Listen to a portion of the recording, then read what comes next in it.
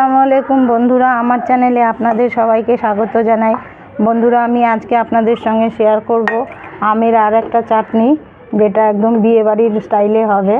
তার জন্য কি করব, সবার প্রথমে আমি কড়াই জল দিয়ে এই যে আমগুলো এরমভাবে কেটে নিয়েছি, এগুলো আমি একটু সেদ্ধ করে নেব যাতে কষ ভাব চলে যায়।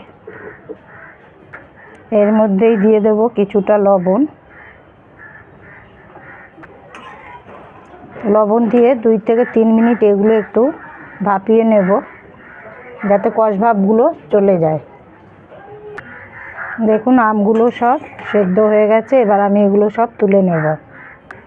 দেখুন আমগুলো সব তুলে নিয়েছি। এবার কড়াই দিয়ে দেব অল্প একটুখানি তেল, দিয়ে দিচ্ছি 5 ফোড়ন।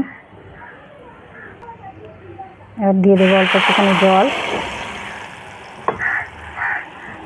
এখানে আমি চিনি নিয়েছি, আম ভীষণ টক, যার জন্য আমি অনেকটা চিনি নিয়েছি, দিয়ে দিলাম। আমি ওখান থেকে কিছুটা কাঁচা আম তুলে রেখেছিলাম, এটা আমি বেটে নেব। দেখুন চিনি গলে গেছে, এবার এর মধ্যে এই আমগুলো দিয়ে দিচ্ছি। আর এই যে কাঁচা আম যে এরকম বেটে রেখেছিলাম এর মধ্যে দিয়ে দেবো। এর দিলে কী হবে বন্ধুরা, গাঢ় গাঢ় হবে, একদম জেলির মতন, দারুণ লাগে খেতে। আমি এগুলো দিয়ে দিচ্ছি। এবার এগুলো খুব ভালো করে একসাথে মিশিয়ে নেব।